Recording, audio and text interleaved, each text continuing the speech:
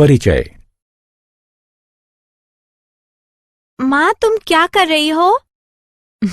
मैं तुम्हारी फ्रॉक पर एक प्रतिरूप की सिलाई कर रही हूँ। माँ, क्या तुम मेरी कुछ और फ्रॉकों पर इस तरह के प्रतिरूप की सिलाई कर सकती हो? क्यों नहीं, लेकिन मेरे पास उन प्रतिरूपों के लिए पर्याप्त बटन नहीं है। क्या तुम उन्हें मेरे लिए खरीद लाओगी वंशिका? ठीक है माँ। आपको कितने की आवश्यकता होगी? मुझे एक प्रतिरूप के लिए 16 की आवश्यकता पड़ेगी। मैं 5 फ्रॉकों पर प्रतिरूप चाहती हूँ, इसलिए मुझे 16 गुना 5 यानी 80 बटन खरीदने होंगे। बिल्कुल ठीक वंशिका। बच्चों, इस पाठ में आप बीजगणित के बारे में सीखेंगे। उद्देश्य। इस पाठ के अंत में आप निम्न करने में सक्षम हो जाएंगे: बीजगणित को परिभाषित करना, चर राशि को परिभाषित करना, सामान्य अंकगणितीय गुणधर्मों को व्यक्त करने के लिए चर का उपयोग करना, ज्यामितीय अवधारणाओं को व्यक्त करने के लिए चर का उपयोग करना, वास्तविक जीवन की समस्याओं का अनुवाद बीजीय व्यंजकों में करना, बीजीय समीकरणों को हल करना, चर की संकल्पना। अनन्या लकड़ी के त्रिकोण का उपयोग करके नृत्याकृतियां तैयार करती है।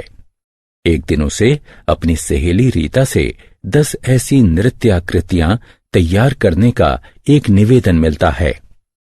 अनन्या को उन्हें बनाने के लिए कितने त्रिकोणों की आवश्यकता होगी? नृत्याकृतियों को ध्यान से देखो। अनन्या इसे बनाने के लिए 9 त्रिकोणों का उपयोग करती है, इसलिए 10 नृत्याकृतियों के लिए अनन्या 9 गुणे 10 बराबर 90 त्रिकोणों का उपयोग करेगी। रीता की चाची इन आकृतियों को देखती है और उन्हें इतना पसंद करती है कि वो 50 ऐसे नग बनाने का आदेश दे देती है। अनन्या इन 50 नृत्याकृतियों में कितने त्रिकोणों का उपयोग करेगी? अनन्या एक आकृति में 9 त्रिकोणों का उपयोग करती है, इसलिए 50 आकृतियों में वो 9 गुणे 50 बराबर 450 त्रिकोण उपयोग करेगी। अनन्या 50 आकृतियों में 450 त्रिकोणों का उपयोग करेगी। एक एकल नृत्याकृति में अनन्या द्वारा उपयोग किए जाने वाले त्रिकोणों की संख्या स्थिर है, हालांकि उसके द्वारा उपयोग किए गए कुल त्रिकोणों की संख्या उसके द्वारा तैयार की गई नृत्याकृतियों की संख्या के आधार पर बदलती है। इसलिए हम निम्नलिखित व्याख्या द्वारा सामान्यीकरण कर सकते हैं। यदि अनन्या n नृत्याकृतियां तैयार करती है, तब उसे 9 गुणे n त्रिकोणों की आवश्यकता होगी। बीजगणित। बीजगणित गणित का एक खंड है जो वर्णमाला के अक्षरों के साथ संख्याओं को दर्शाता है। विभिन्न उत्तर प्राप्त करने के लिए अक्षरों को विभिन्न संख्याओं से बदला जाता है, इसलिए चूंकि अक्षर का संख्यात्मक मान घटता बढ़ता है, उन्हें चर कहा जाता है। आइए कुछ और वास्तविक जीवन की परिस्थितियों को देखते हैं जिसमें बीजगणित का उपयोग किया जाता है। राजू एक हाउसिंग सोसाइटी में कारों को साफ करता है। वह प्रत्येक कार को साफ करने के 200 रुपए लेता है। राजू की कुल आय चर के रूप में व्यक्त कीजिए। राजू की कुल आय उसके द्वारा साफ की गई कारों पर निर्भर है। मान लीजिए कि वो n कारें साफ करता है। राजू द्वारा एक कार को साफ करने का मूल्य 200 रुपए है, तो राजू द्वारा n कारों को साफ करने का मूल्य 200 गुणा n रुपए होगा। अतः राजू की कुल आमदनी है 200 n रुपए। आइए एक और उदाहरण देखते हैं। रिया अभी 5 वर्ष की है। अब से 10 वर्षों बाद की उसकी आयु ज्ञात कीजिए। एक चर के साथ व्यंजक का सामान्यीकरण कीजिए। अभी रिया की आयु 5 वर्ष है। 10 वर्ष पश्चात रिया की आयु 5 + 10 होगी। m वर्ष पश्चात रिया की आयु 5 + m होगी। इसलिए अब से m वर्षों के पश्चात रिया 5 + m वर्ष की हो जाएगी। अंक गणितीय गुण एवं चर। आइए अब चरों की सहायता से कुछ और अधिक उपयोग होने वाले अंक गणितीय गुणों को व्यक्त करते हैं। ये गुण हैं क्रम विनिमय गुण, साहचर्य गुण, वितरण गुण। आइए प्रत्येक बिंदुओं को संक्षेप में देखते हैं। क्रम विनिमय गुण। दो संख्याओं का जोड़ और गुणा क्रम विनिमय होता है। दूसरे शब्दों में दो संख्याओं के जोड़ और गुणा के क्रम में बदलाव उनके योग और गुणन को प्रभावित नहीं करता है। 9 + 8 तथा 8 + 9 बराबर होता है 5 × 6 तथा 6 × 5 बराबर होता है। क्रम विनिमय गुण सभी संख्याओं के लिए सत्य है। अतः हम इसका चरों के साथ निम्न रूप से सामान्यीकरण कर सकते हैं। a + b बराबर b + a, a × b बराबर b × a। साहचर्य गुण। तीन संख्याओं का जोड़ और गुणा साहचर्य होता है। दूसरे शब्दों में तीन संख्याओं के जोड़ और गुणा के क्रम में बदलाव उनके योग और गुणन को प्रभावित नहीं करता है। कोष्ठक में 9 + 8 + 7 तथा 9 कोष्ठक में 8 + 7 बराबर हैं। कोष्ठक में 5 × 6 × 4 तथा 5 गुणा कोष्ठक में 6 × 4 भी बराबर हैं। साहचर्य गुणधर्म सभी संख्याओं के लिए सत्य है। अतः हम इसका चरों के साथ निम्न रूप से सामान्यीकरण कर सकते हैं। कोष्ठक में a + b + c बराबर है a + कोष्ठक में b + c बराबर है a × b × c बराबर है a × b × c बराबर है। वितरण गुण। इस व्यंजक को देखिए। 5 गुणा कोष्ठक में 8 + 9। इसे इस प्रकार भी लिखा जा सकता है 5 × 8 + 5 × 9। ये गुण योग पर गुणन की वितरणता के रूप में जाना जाता है। यह सभी संख्याओं के लिए सत्य है। हम अतः इसका चरों के साथ निम्न रूप से सामान्यीकरण कर सकते हैं। कोष्ठक में a + b × c बराबर है a × b = a × c के। ज्यामितीय अवधारणाएं एवं चर। चर की अवधारणा ज्यामिति के लिए बढ़ाई जा सकती है। उदाहरणार्थ, वृत्त का व्यास उसकी त्रिज्या का दुगना होता है। इसे इस प्रकार भी व्यक्त किया जा सकता है। व्यास बराबर 2 × त्रिज्या या d बराबर 2 × r, जहां d और r दोनों चर हैं। यदि r का मान बदलता है तब d का मान भी बदल जाता है। आइए परिमाप और क्षेत्रफल को व्यक्त करने के लिए चरों का उपयोग करते हैं। परिमाप। किसी भी 2 आयामी आकृति की परिधि उसके घेरे की लंबाई होती है। आयत ABCD का परिमाप AB + CB + DC + DA होगा। हम जानते हैं कि आयत की सम्मुख भुजाएं समान होती हैं, इसलिए लंबाई के लिए DC = AB = L और चौड़ाई के लिए DA = CB = B।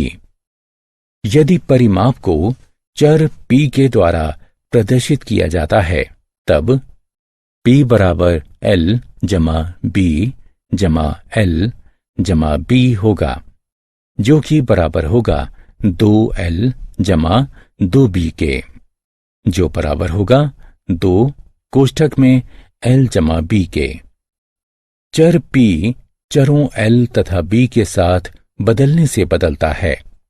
वर्ग का परिमाप ABCD बराबर AB जमा CB जमा DC जमा DA। जैसा कि हम जानते हैं कि एक वर्ग की सभी भुजाएं समान होती हैं, अतः भुजा के लिए AB बराबर CB बराबर DC बराबर DA बराबर S है। यदि परिमाप को चर P के द्वारा दर्शाया जाता है, तब P बराबर S जमा S जमा S जमा S यानी 4S होगा। चर P का मान चर S के साथ घटता बढ़ता है।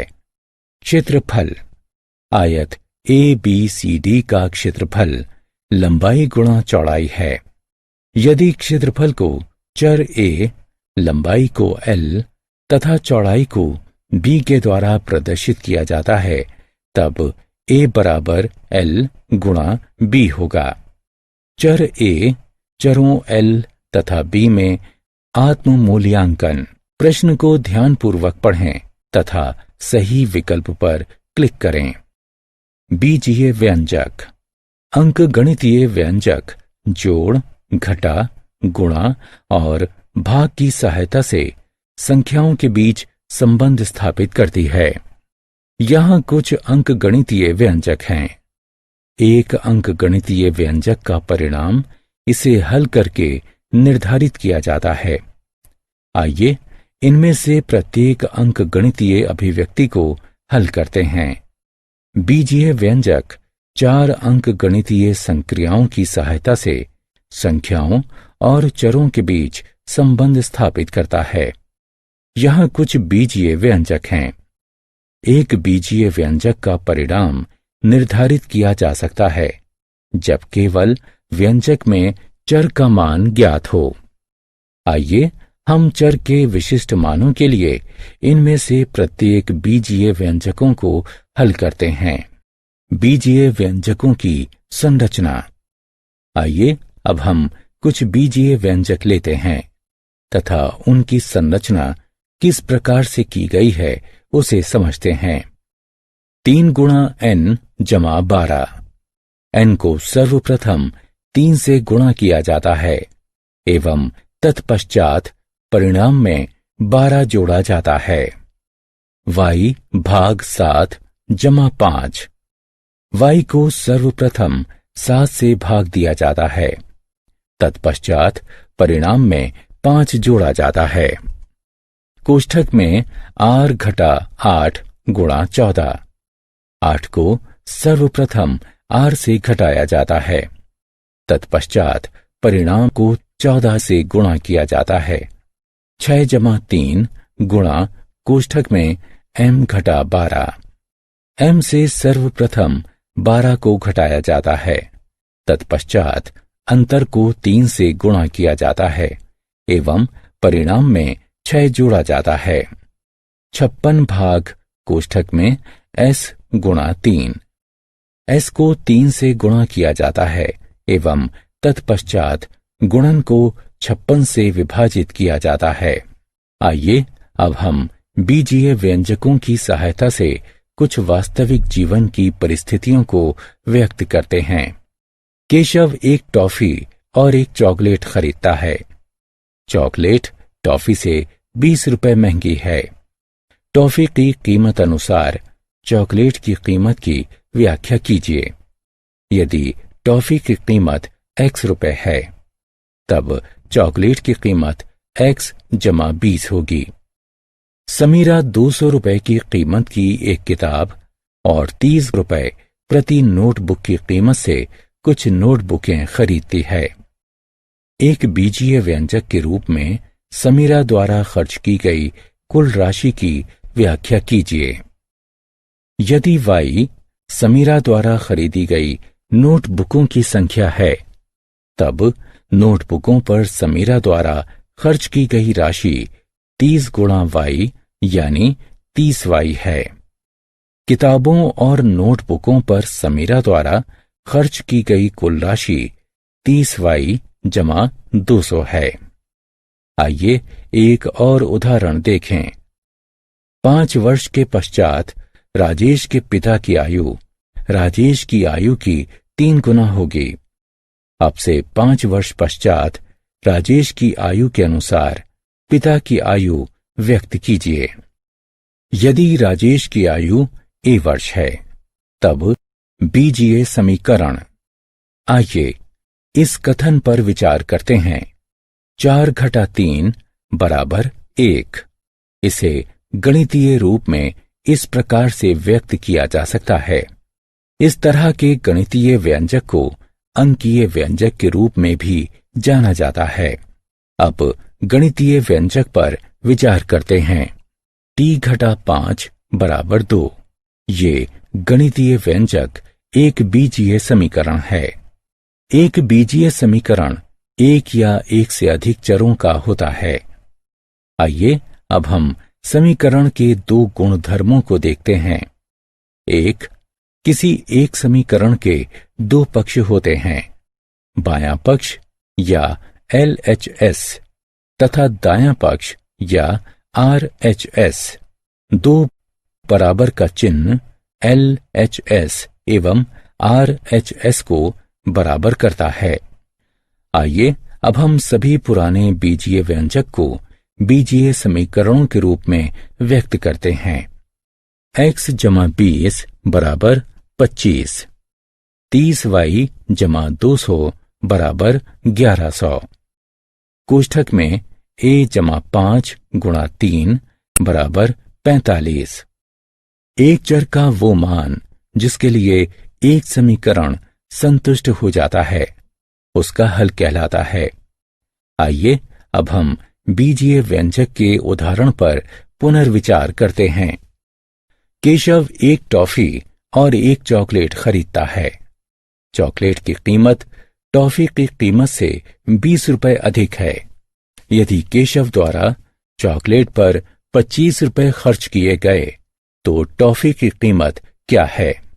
एक बीजीय समीकरण बनाइए तथा इसका हल ज्ञात कीजिए।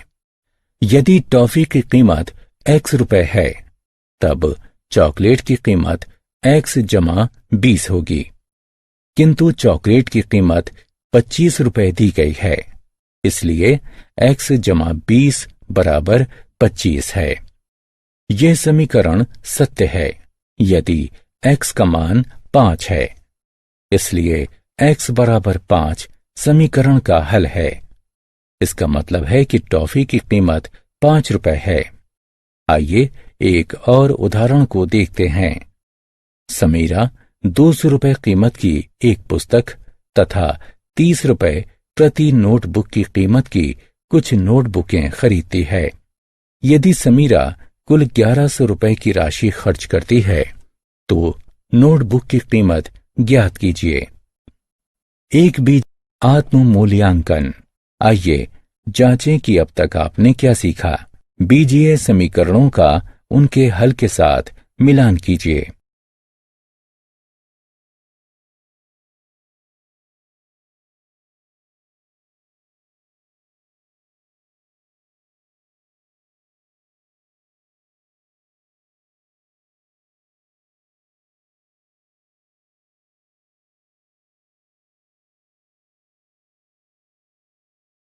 सारांश।